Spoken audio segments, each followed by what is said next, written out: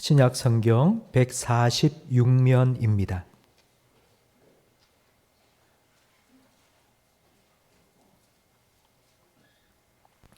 요한복음 3장 16절 한 절 말씀이니 우리 다 같이 한 목소리로 함께 읽겠습니다.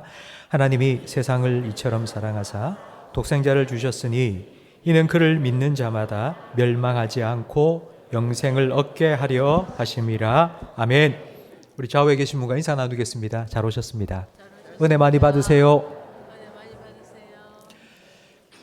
내일이 성탄절입니다. 성탄절 크리스마스 하면 여러 가지 여러분 머릿속에 떠오르는 단어들이 있을 겁니다. 가족일 수도 있고요. 성탄 트리일 수도 있고요. 그리고 산타클로스이기도 하고요. 그리고 또 하나 성탄절 날 빼놓을 수 없는 게 바로 선물일 겁니다. 아이들뿐만 아니라 어른들도 성탄절을 기다리는 이유가 바로 이 선물 때문입니다. 1년 동안 대놓고 선물 주세요라고 말할 수 있는 날이 딱 두 날이 있습니다. 언제와 언제일까요? 생일. 그리고 또 하나는요? 그렇죠. 내 생일은 아니지만 예수님 생일 크리스마스 날 선물을 주세요. 대놓고 말할 수 있습니다. 여러분 어떤 선물을 준비하셨습니까? 여러분 어떤 선물을 받고 싶습니까? 여러분은 지금까지 살아오시면서 기억에 남는 선물이 있습니까? 제가 중학교 때 그때는 우리 학생들이 크리스마스 이브 날, 그러니까 오늘이죠. 24일 날 저녁에 집에 안 가고 모여서 올라이트 하고요. 그리고 성탄절 새벽에는 새벽송을 돌았습니다. 근데 올라이트 하기 전에 제일 먼저 하는 행사가 선물 교환입니다. 자기가 가져온 선물, 가져온 순서대로 종이 쪽지 1번, 2번, 3번 쭉 붙여놓고요. 그리고 상자 안에 그 1번, 2번, 3번 또 넣어놓고 뽑는 순서대로 자기가 부른 그 선물을 가지고 가는 겁니다. 제가 중학생 때 교회에서 선물 교환을 했는데 딱 교회 가니까요. 이미 이만한 박스 하나가 흰 포장지로 포장된 박스 하나가 딱 놓여 있는 거예요. 그래서 거기에다가 1번을 딱 붙이고 그 다음에 뒤에 가지고 온 선물을 차례대로 번호를 붙였습니다. 그리고 이제 선물 교환을 이제 시작하는데 한 사람씩 나와서 번호를 뽑았습니다. 그리고 그 번호에 맞는 선물을 가지고 갑니다. 딱 가지고 먼저 거기서 오픈을 하고 선물이 뭔지를 다 공개를 하고요. 그렇게 함께 기뻐하고 선물 교환을 했습니다. 근데 그 제일 먼저 가지고 온 놓여 있던 그 1번 선물을 한 학생이 드디어 뽑은 겁니다. 딱 뽑았는데 상자도 크고요. 딱 드니까 묵직한 거예요. 그래서 다 기대했습니다. 와, 뭘까? 좋은 걸 가니까. 근데 이게 선물을 포장지를 딱 떴는데 그 포장지가 달력입니다. 달력 뒷면이 하얘니까 그 뒷면으로 포장을 한 거예요. 포장지를 다 벗기고 나니까 라면 박스가 딱 나왔습니다.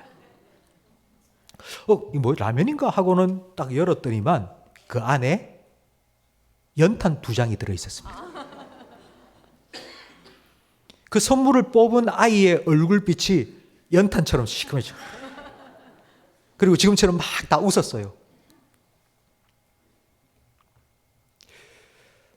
그때는 뭐 저런 선물을 했을까 생각하면서 웃고 넘어갔는데 한참 후에 제가 지금까지 그 선물을 기억하고 있는 거 보면요. 제가 참 인상에 많이 남았던 것 같습니다. 그 후에 얼마 후에 제가 이런 생각을 하게 되었습니다. 그때 중학교 때면 1980 몇 년도인데 그때 참 힘들게 살던 때였습니다. 다들 가난하게 살았던 때입니다. 선물을 준비할 형편이 되지 않는 어떤 한 학생이 연탄 2장을 선물로 가지고 온 거예요. 어쩌면 그 연탄 2장은 그 아이에게는 그 집에는 하루 난방비가 아니겠습니까? 그 연탄 2장을 내고 나면 하루 냉골로 살아야 했을 수도 있는데 우리는 그 마음을 알 수가 없죠. 그러니 그 연탄 2장 들어있는 선물을 보면서 전부 비웃었습니다. 저걸 선물이라 가져왔냐고. 최근에 심리학의 현대 동향이라는 학술지에 이런 논문이 실렸습니다. 선물을 잘 하는 기술. 선물을 주는 사람은 이런 기대를 가지고 선물을 준비한다고 합니다. 선물을 받는 사람이 포장을 탁 열고 그 선물을 꺼내서 와, 너무 좋아요. 막 이렇게 기뻐할 사람을 생각하면서 선물을 준비하는데, 받는 사람은 선물을 딱 여는 순간 이건 얼마짜리고 이거 계산기부터 두드린다고 합니다. 그래서 그 논문의 결론은 선물을 받는 사람의 취향을 우리가 잘 모를 때에는 누구에게 줘도 괜찮을 만한 무난한 선물을 주는 것이 좋다. 선물을 주는 게 참 어려운 것 같습니다. 그래서 산타클로스가 필요했던 것 같습니다. 내가 이 선물을 줬다 하면은 뭐 이런 거 했어, 그런 말 들을 수 있잖아요. 그런데 누가 줬다고요? 산타클로스가 줬다. 그러면 뭐 좋든 싫든 받으면 되지 않습니까? 그런데 요즘은 산타가 먹히지 않습니다. 제가 지난주 신문을 보다가 한 기사 제목을 봤는데요. 그 기사 제목이 제 마음을 확 사로잡았습니다. 그 제목이 뭔고 하니 8살에 진실을 알게 된다. 도대체 무슨 진실일까요? 8살이 되면 알게 되는 진실. 그게 바로 산타클로스는 가짜다 라는 진실을 8살에 학교 가서 아이들하고 만나서 이야기하다가 드디어 알게 된다는 겁니다. 제가 한 아이가, 초등학생 아이가 산타클로스가 가짜라는 것을 알게 된 경유를 거기에 써놓은 걸 읽었습니다. 제가 읽으면서 참 많이 웃었습니다. 들어보세요. 엄마가 택배를 시키면 엄마는 왜 택배가 이렇게 늦게 와? 왜 하루 이틀 아직도 안 와? 이런 말을 많이 하는데, 택배 하나를 시켜도 이렇게 늦게 오는데 12월 24일 저녁에 산타클로스 할아버지 한 명이 전 세계 모든 아이들에게 선물을 다 갖다 주는 거 불가능하다. 물류 시스템을 생각하고 택배 시스템을 생각하니 이거는 절대로 하늘이 두 쪽이 나도 불가능한 일이다 라는 것을 깨닫게 되었다는 거예요. 그래서 산타클로스는 가짜라는 것을 알게 되었다고 합니다. 그런데 이제는 더 이상 산타가 선물을 줬다 이런 핑계를 댈 수도 없습니다. 선물을 잘 준비하는 거 힘듭니다. 그런데 여러분, 그에 못지않게 선물을 잘 받는 것도 힘듭니다. 예일대학교 경제학과의 왈드 포겔 교수는 이런 실험을 했습니다. 그러니까 선물을 주는 사람과 받는 사람, 두 사람 중에 어느 쪽이 더 만족하고 더 기쁠까? 여러분 어떻게 생각하세요? 선물을 주는 사람이 더 기쁘겠습니까? 아니면 받는 사람이 더 기쁘겠습니까? 네, 정답입니다. 선물을 주는 사람이 한 3분의 1 정도 더 기쁨과 만족을 느낀다고 합니다. 그러니까 쉽게 표현하면 이런 겁니다. 선물을 주는 사람이 3만 원짜리 선물을 준비하고 준 거예요. 그런데 받는 사람은 그걸 2만 원짜리로 받는다는 거예요. 30%가 확 떨어지는 거예요. 근데 왜 주는 사람이 더 기쁘고 만족할까요? 그걸 준비하는 시간이 있기 때문입니다. 뭘 좋아할까 생각하고, 이걸 할까 저거 할까, 이 색깔 할까 저 색깔 할까, 여기가 살까 저기가 살까 그러면서 고민하고 발품을 팔면서 막 기쁜 거예요. 그런 기쁨이 있기 때문입니다.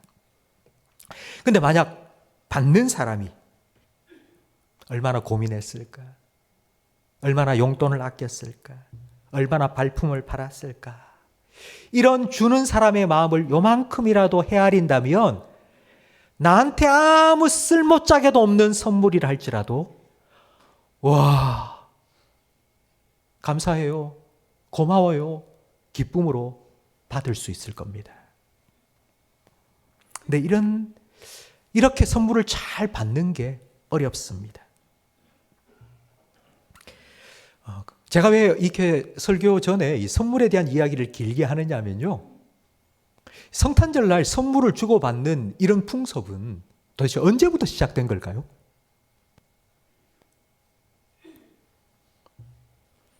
성탄절은 예수님이 태어나신 생일입니다. 그래서 예수님 생일이니까 우리가 선물을 준비해서 예수님께 드리는 날, 그래서 성탄절날 선물을 주고받는다고 생각할 수 있는데 정반대입니다.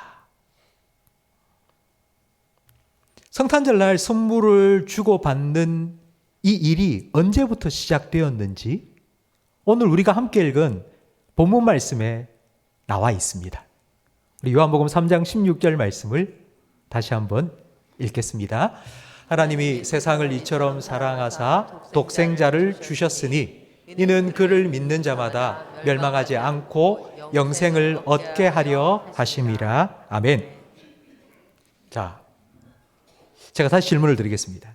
성탄절날 선물을 주고받는 이 풍습은 언제부터 생긴 겁니까? 예, 시작 때부터, 성탄절이 처음 시작될 때부터. 그러면 그 선물은 누가 먼저 주신 겁니까? 하나님이 누구에게? 우리에게 무엇을 선물로 주셨죠? 예수님을 주신 겁니다. 하나님께서 선물을 주시면 우리는 그 선물을 잘 받아야 됩니다. 그런데 하나님이 주신 선물을 사람들이 잘 받지 않았습니다. 요한복음 1장 10절 말씀을 함께 읽겠습니다. 그가 세상에 계셨으며 세상은 그로 말미암아 지은 바 되었으되 세상이 그를 알지 못하였고 자기 땅에 오매 자기 백성이 영접하지 아니하였으나. 선물을 잘 받아야 되는데, 하나님께서 선물을 주셨으면 받아야 되는데 자기 백성이 영접하지 않았다고요. 받지를 않았다는 거예요.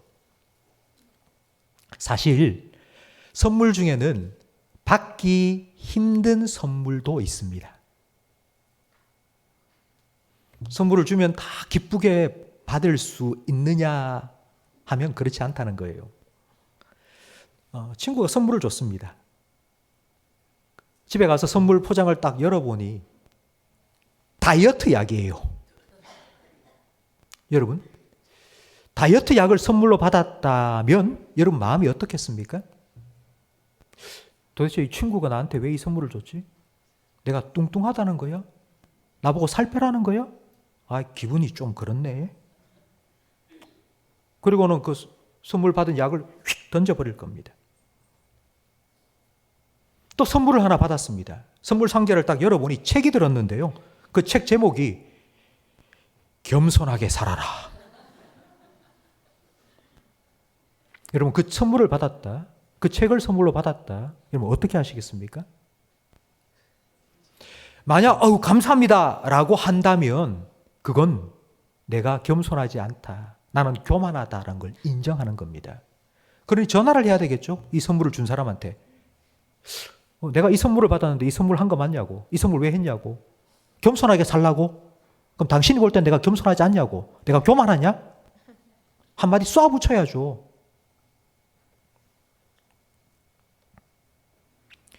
이처럼 선물을 받아들이는 게 힘들 때도 있습니다. 그러니까 받아들이기 힘든 선물도 있습니다. 하나님의 선물이 그랬습니다. 하나님께서 선물을 주셨어요. 당신의 하나밖에 없는 아들을 저를 위해, 여러분을 위해 선물로 주셨습니다. 근데 그 하나님의 아들 선물을, 하나님의 그 선물을 내가 받아들이기 위해서는 인정해야 됩니다. 이렇게 인정해야 됩니다. 뭘 인정해야 되는지 오늘 본문 요한복음 3장 16절 말씀을 읽어보면서 여러분 한번 찾아보시기 바랍니다. 다시 한번 읽겠습니다. 하나님이 세상을 이처럼 사랑하사 독생자를 주셨으니 이는 그를 믿는 자마다 멸망하지 않고 영생을 얻게 하려 하심이라. 아멘. 하나님의 선물을 받기 위해서 우리는 뭘 인정해야 할까요? 만약 예수님이 없다면 나는 어떻게 되죠?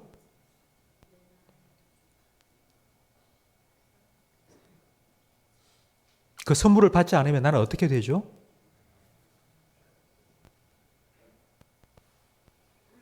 멸망한다고요, 멸망. 내가 내 스스로 힘쓰고 애써도 내 인생의 문제 하나도 해결할 수도 없고, 내 생명과 죽음의 문제를 나는 절대로 어떻게 해결할 수 없는 무능하고 연약하고 구제불능인 존재라는 걸 인정해야죠. 그래서 하나님의 아들이 나를 대신해서 십자가에 못 박혀 죽지 않으셨다면 나는 구원받을 수 없는 죄인이라는 것을 인정해야죠. 그걸 인정해야지 내가 그 선물을 받을 수 있습니다. 근데 이걸 인정하는 게 쉬울까요? 아니요. 사람들은 인정받고 싶습니다. 우와, 대단하다고. 누가 나는 정말 아무것도 아니에요. 나는 죄인이에요. 나는 아무것도 못해요. 나는 구제불능이에요. 이걸 누가 인정하고 싶습니까?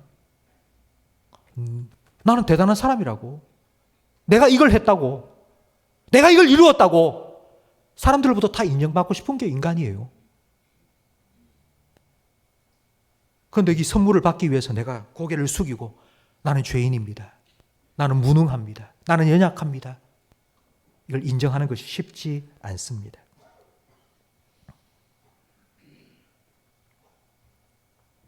다이어트 약을 선물로 받은 사람이 그래 내가 좀 뚱뚱하지 사실. 살 좀 빼야 되는데 다이어트 해야지. 이걸 인정해야 되듯이 겸손하게 살아라는 책을 선물로 받고 그래 내가 좀 교만한 면도 있지. 그래 이 책을 읽어보자. 이렇게 인정해야 되는 것처럼 그래 나는 무능해. 나는 연약해. 나는 구제불능이야. 나는 죄인이야.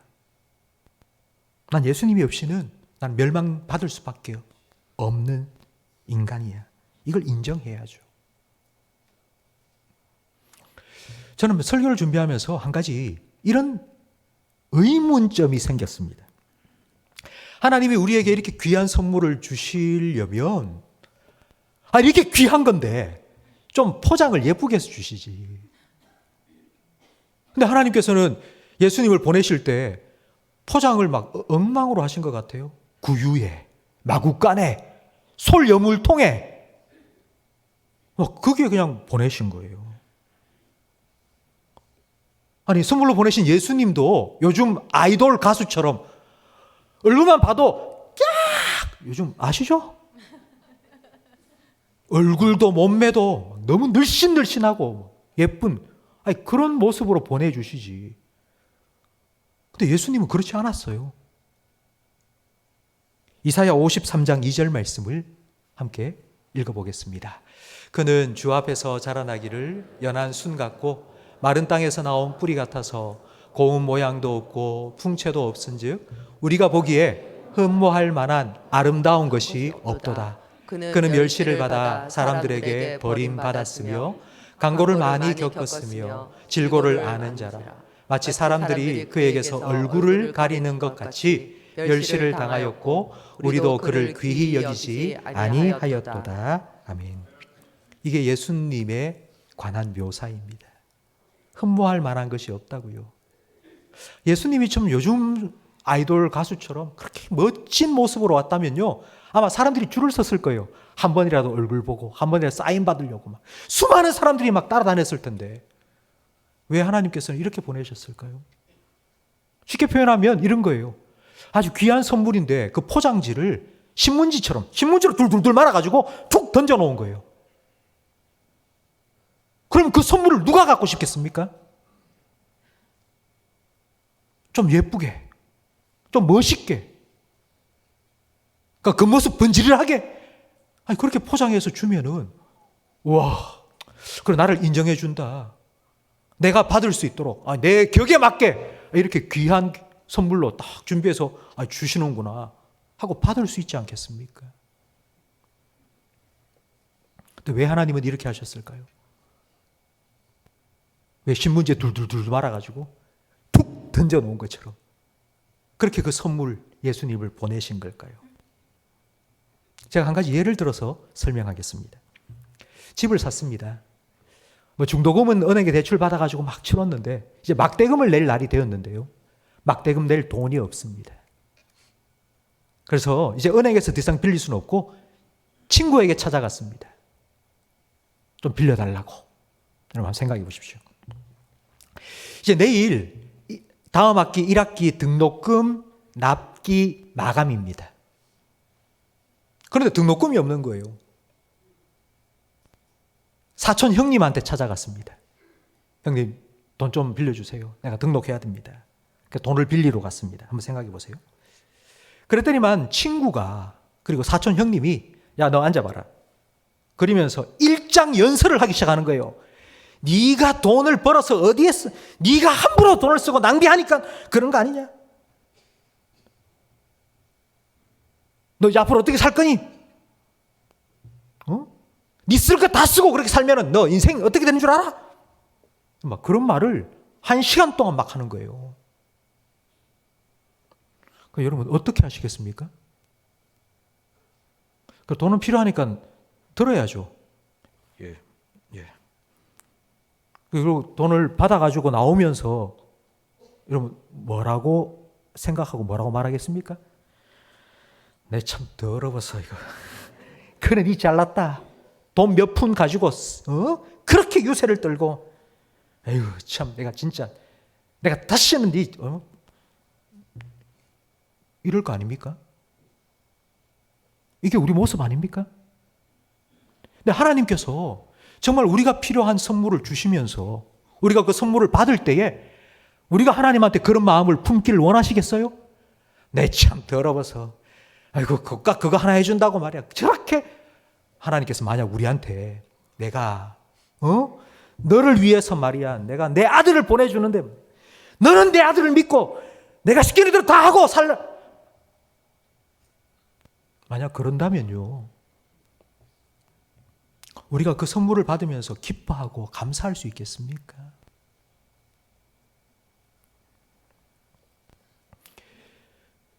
그러니 하나님께서는 우리 마음이 상하지 않도록 선물을 우리에게 주시면서 낮아지신 거예요. 내려오신 거예요. 우리와 같은 마음으로 우리가 그 선물을 받으면 기뻐하라고 감사하라고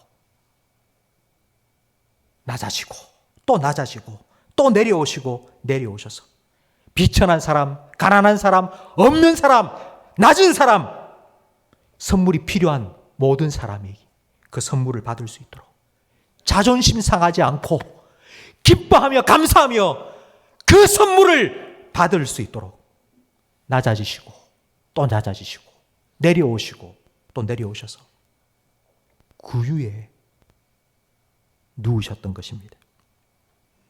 우리는 이 선물을 받았습니다. 저와 여러분은 이 선물을 받았습니다. 이 선물을 받은 사람으로서 그 선물을 지금 누리고 있죠. 이렇게 예배도 드리고요. 하나님께 기도도 하고요. 하나님 때문에 감사도 하고요. 은혜를 누리며 살아가고 있습니다. 그런데 우리 주변에 보면 이런 선물을 아직 못 받은 사람들이 참 많이 있습니다. 하나님께서는 우리한테 부탁하셨습니다. 야, 네가 선물을 받았잖아. 참 좋지? 그 선물을 너도 좀 나눠주지 않겠니? 그 선물을 좀 나눠주라고. 근데 우리는 어떤 마음으로 이 선물을 나누고 있습니까? 아마 우리 중에는 이런 마음이 있을 거예요. 뭐 선물 내가 안 나눠줘도 뭐 굳이 내가 이거 해야 되나? 뭐 다른 사람이 하겠지 뭐. 난 안 해도 뭐 괜찮을 거야. 또 어떤 분은 이런 자세로 선물을 줄 수도 있을 겁니다. 이거 받아가, 이거 이렇게 마치 동냥하듯이 툭툭 이렇게 던져주는. 여러분, 과연 우리는 어떤 마음으로 이 선물을 받고 이 선물을 전해 주어야 할까요? 제가 마지막으로 C.S. 루이스가 들려준 이야기를 해드리겠습니다. C.S. 루이스는 한 어부의 이야기를 책에 기록했습니다. 어부가 이제 배를 타고 손님과 함께 이제 바닷가에 낚시를 하러 간 거예요. 그래서 고기를 잡고 막 고기를 손질하고 이러다가 거기에 탄 한 사람이 아주 귀한 반지를 그만 바닷속에 빠뜨렸습니다. 정말 그 너무너무 귀한 반지 잃어버리면 안 되는데 어떻게 하지? 그러니까 어부가 제가 찾아드릴게요 하고는 옷을 벗는데요. 옷을 홀라당 다 벗었어요. 빨가벗은 거예요. 그리고는 바닷속으로 뛰어들었습니다. 푸르고 따뜻한 수면을 지나서 차갑고 어두운 깊은 바닷속으로 막 숨이 이까지 차오르는데도 참고 계속 내려갔습니다. 반지가 떨어져 있을 만한 곳 더듬더듬 하는데요. 뻘이에요, 뻘. 손을 만지자마자 미끌미끌한 뭔가 무끌무끌한 막 이런 뻘이 막. 그런데 캄캄하니까 이 뭐가 튀어나올지 모르는 그런 공포, 두려움이 막 찾아오는 거예요. 근데 반지를 찾아야 되지 않겠습니까? 그래서 결국 반지를 찾았어요. 그 반지를 들고 이제 물 위로 불쑥 하고 튀어나오는 그 어부의 얼굴과 팔과 몸이 그 검은 뻘로 막 시커멓게 덮여 있는 거예요. 그리고 숨은 막. 그런데 그의 얼굴에는요, 미소가 가득한 거예요. 찾았다고. 찾았다고. 여기 있다고. C.S. 루이스는 이 이야기를 들려주면서 이렇게 말했습니다. 이게 성탄의 이야기라고. 이게 하나님과 예수님의 이야기라고. 이게 나와 여러분의 이야기라고. 여러분, 누군가가 이 이야기의 주인공이 되어야 하지 않겠습니까? 또 내 옆에 있는 누군가가 이 이야기가 그 사람의 이야기도 되어야 하지 않겠습니까?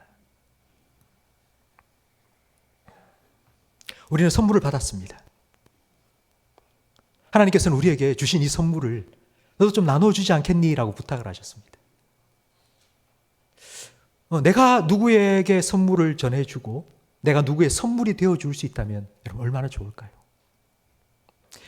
제가 지난주 신문을 봤는데요. 그 기사가 이렇게 나왔어요. 각 도시마다 해마다 이 크리스마스 시즌이 되면 사랑의 온도 탑이라는 걸 세워놓습니다. 들으셨죠? 근데 우리나라에 있는 뭐 8개, 9개 되는 뭐 광역시 중에 그 사랑의 온도계의 온도가 제일 낮은 곳이 어디일까요? 네.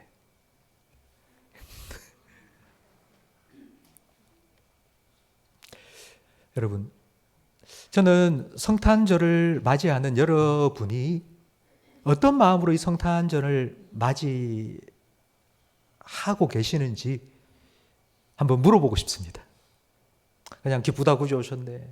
예수님 오셨으니까 너무너무 감사하고 기쁘고 그렇게 성탄절을 보내고 있지는 않습니까?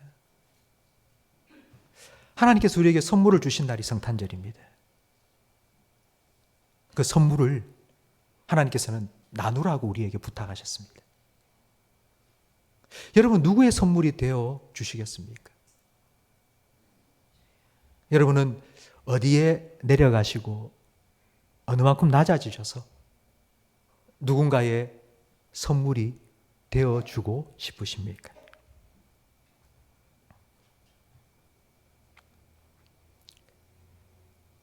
우리가 줄 수 있는 것이 아주 큰 게 아니면 우리의 선물을 받고 기뻐할 사람이 아니라 우리가 너무 조그만한 것이기 때문에 뭐 에게 이런 사람에게 우리가 줄 필요는 없겠죠, 그렇죠?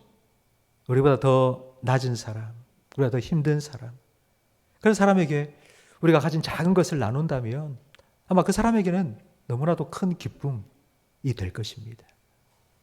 혹시 여러분 주변에는 내가 선물이 되어 주어야 할 사람, 내가 예수님처럼 낮아지고 내려와서 이렇게 선물을 전해 주어야 할 그런 사람이 혹시 있지는 않는지 여러분 오늘 내일 한번 생각해 보십시오. 그리고 성탄을 보내면서 다음 한 주간 어느 때라도 괜찮으니까요. 그 동성로 나가면은 아마 종소리가 들릴 겁니다. 내가 누구에게 이 선물을 나눠줘야 될지 모르겠다 라고 하시는 분이 혹시라도 계신다면 그냥 그렇게라도 정말 작은 것 하나라도 500원짜리 동전 하나라도 나눌 수 있는 그런 선물이 되고 선물을 나누는 성탄이 될 수 있기를 예수님의 이름으로 축복합니다.